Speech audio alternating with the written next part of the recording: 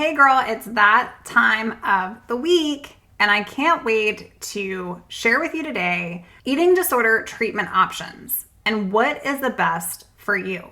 Maybe you've been struggling with disordered eating behaviors for decades of your life, and you don't want to put your life on hold and go into a full-blown treatment facility. Maybe you don't even know what options are available for you, so you just stay here thinking you're going to manage it all by yourself. Girl, today's show, I'm going to break down the different treatment options that are out there because you deserve a life that's free from the chains of disordered eating. Let's dive right into today's show. Hey girl, welcome to the Her Best Self podcast. I'm Lindsey, former competitive figure skater and perfectionist, turned God-led imperfect boy mom and digital CEO. If you find yourself constantly thinking about food and wondering if you'll wake up one day free from the obsessive thoughts and behaviors controlling your life, then I've created this podcast for you because I know exactly what it's like to be a downright hot mess trapped in a destructive cycle of disordered eating. I finally found freedom, and you can too, girlfriend. So if you're ready to heal your relationship with food and body and break the chains of control and show up in your best health, then grab your favorite Tarjay journal and let's get to it so you can start living your best life as your best self. Happy Monday, girl. We are talking about the different types of treatment options.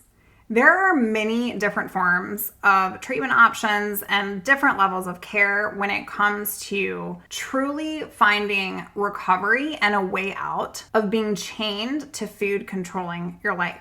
Maybe you've already experienced them. Maybe you have been with this disorder and this relationship with food that's been harmful your entire life or a big chunk of your life.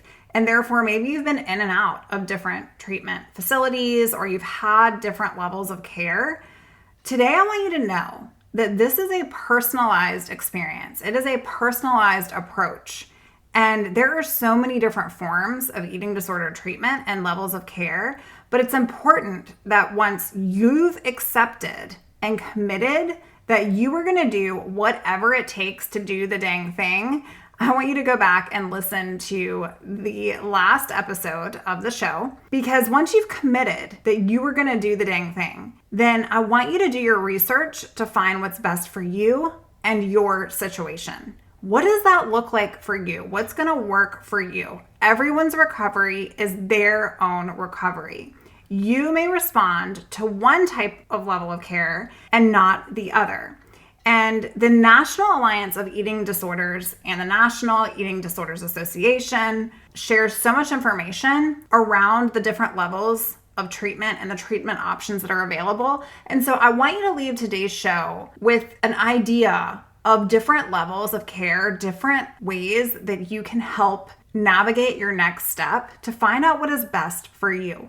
Okay, so I put these into little buckets, but essentially I want you to think about an outpatient experience versus an inpatient experience, where number one is going to be outpatient care. And that's where you're going to live at home. Maybe you are going to school, and so you need to remain in school. Maybe you have family, you have kids, and so you're going to live at home. But you also attend weekly sessions with a care team. And this looks like a dietitian, a therapist, other professionals that are helping support your journey, your medical doctor, and maybe it also looks like some other support groups that are available for you. In this type of experience, an outpatient level of care, a professional has deemed you medically stable, and therefore you're attending weekly sessions, you're looking for support. And so this level of care might work the best for you in your situation. Again, it's going to depend upon your severity as well in terms of behaviors that you're experiencing. The second is what I would call intensive outpatient care, or an IOP. This occurs in very specialized type settings. Maybe it's in a center, a hospital, and you're attending multiple sessions per week. There's group therapy, and there's different things you're covering. You also have individual therapy. You have different things that you're working towards. This is very, very, very common for many people to go into an IOP type setting. And in fact, this was where I spent majority of my recovery, was an intensive outpatient program. And so if you're looking for one around you, of course, leverage Google. But there are probably opportunities for you to attend an intensive outpatient program or an outpatient program within your area. Now, the next is going to be partial hospitalization, or maybe you've heard of PHP, which is day treatment.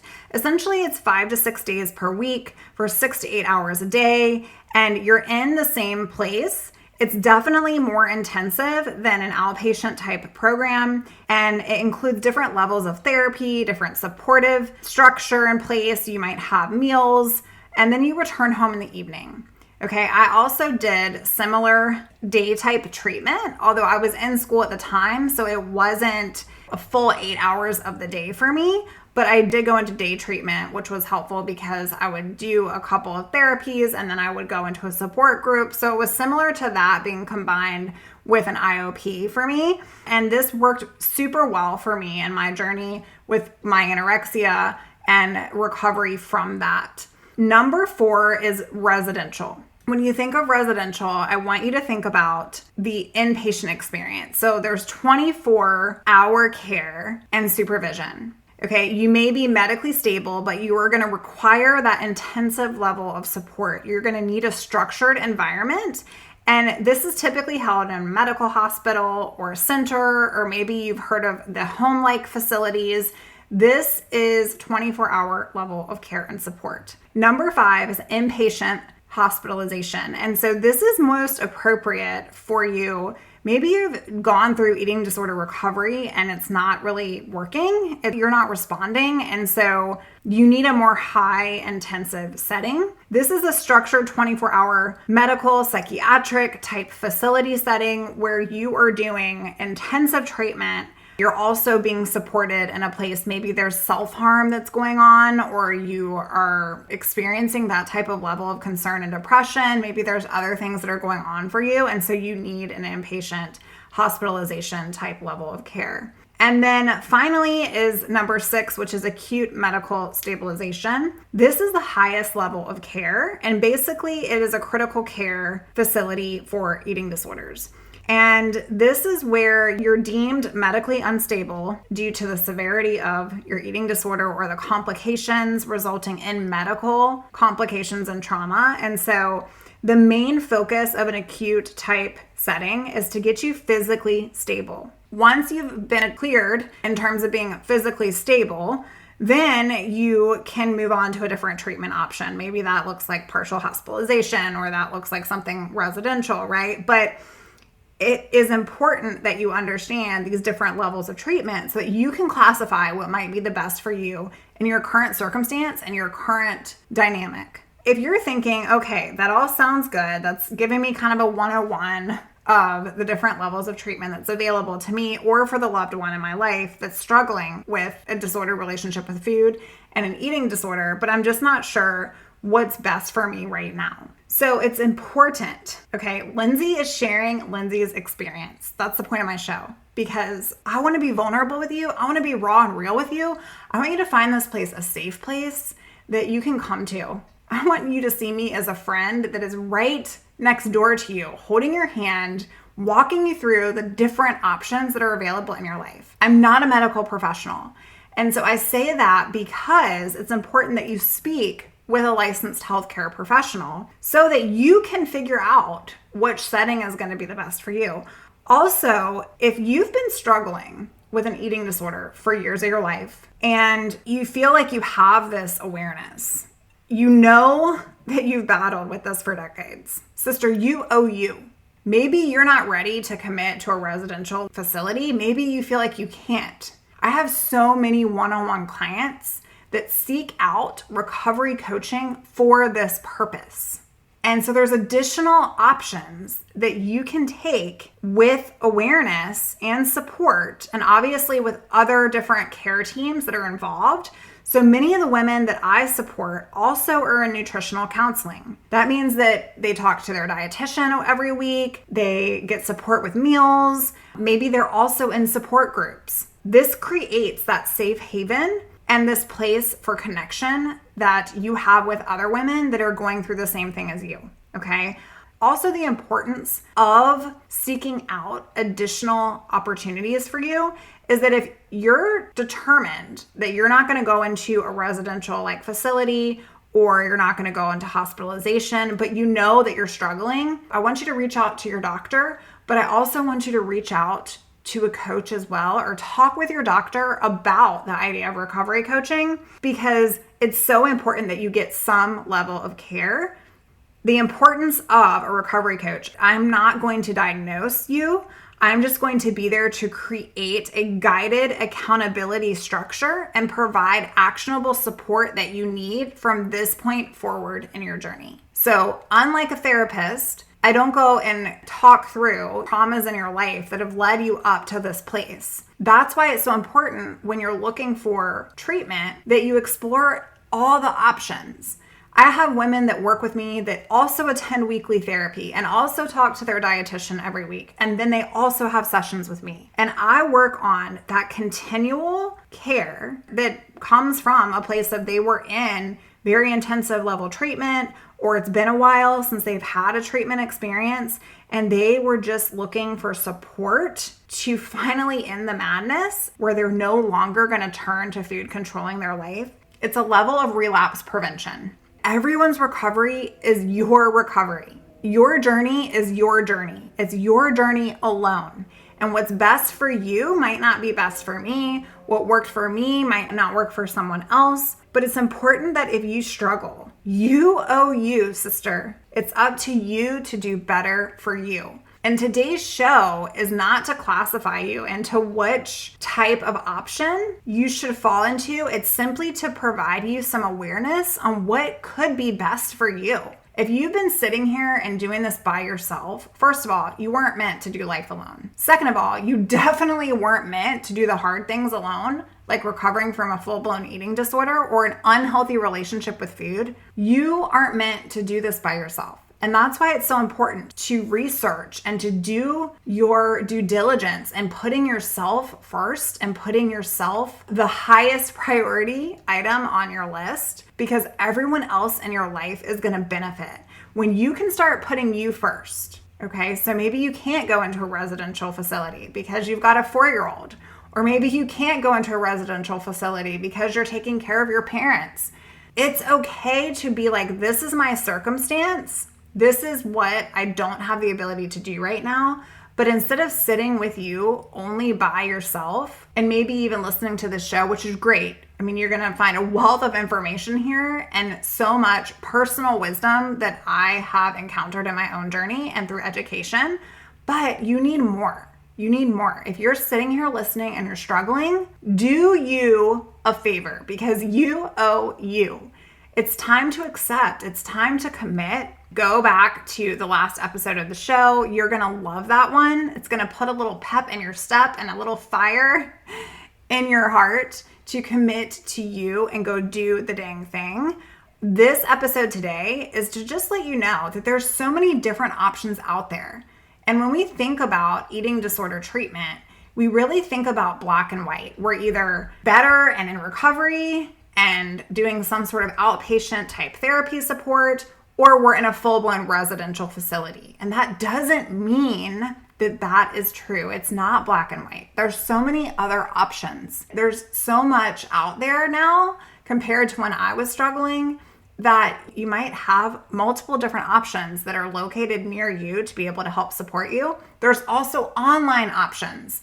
Speaking of online options, with all of my one-on-one clients, I do everything completely virtual. That means that we get on Zoom one-on-one every single week and we work through actionable things that are going to get you from where you are in this place right now to fully free and thriving. Sister, I hope today's show has truly blessed your heart. I hope it's given you just this level of understanding that just because so-and-so's journey might be one way and your journey looks different, it's okay. You may respond to one level of care. You may respond to one treatment option. Doesn't make you better or worse. It doesn't make residential bad for those that need to go in a 24-hour support. It doesn't make people that do outpatient any less important. What matters is that you're standing up for you. What matters is you're making a choice and you're deciding and doing. You're not going to do this anymore by yourself. And sister, I encourage you today, if you're looking at what is best for you, that you do the very best thing for your future self and do your research, talk to a professional, and feel free to reach out to me. You can do so at my website, lindseynickel.com. I'll get back to you. And if you're looking for personalized recovery coaching support, that means, again, that I'm working with you every single week. Maybe we need to get over some fear foods. Maybe we need to get off the scale. Maybe we want to go out to dinner with our family. Maybe we want to not look at the menu. Maybe we want to find healthy coping strategies, recovery tools that are going to set you up for success for life, not temporarily, for life. That would be recovery coaching at its finest. And that's why I believe in it so very much. And you can layer coaching in with your current care team and plan to support your journey. What's best for you is that you put yourself first and that you continue to put one foot in front of the other. You are worth it. You deserve it. I hope you've loved today's show. Share it with a friend. Maybe someone in your life is looking for support and they're just not sure what they need right now. Share this with them. Let them know that they have been on your heart and that you want what is best for them too. Okay, girl, I'll see you Thursday. Bye for now. Hey, girl, before you go, I want to pop in your ear one last thing. I have 2 slots available for recovery coaching, so you're going to want to get your client application in before we shut down for the fall and before I waitlist folks. You can do so at lindseynickel.com. In addition to that, if you're looking for community, if you're looking for more support, come find us. We are Hope and Healing for Eating Disorder Recovery, and I have some secret stuff out there waiting for you. We are going to be doing some support group options in the near future because I cannot wait to pour into you on a group level. You are going to love it. I'm so excited to be doing this pretty soon, and I can't wait to share it with all of our community ladies. So meet us out there, girl. Talk to you soon. Oh, friend, thank you so much for letting me share what was on my heart today. My hope for this podcast is to help more women find freedom from food and body. If this has empowered or blessed you, let me know. I'd be honored for your rating and review of my show, and I'd love to connect with you in my private Facebook community. You really can move from perfection to purpose. Let's break the chains together. I'll help navigate the way. Until next time, bye for now, girl.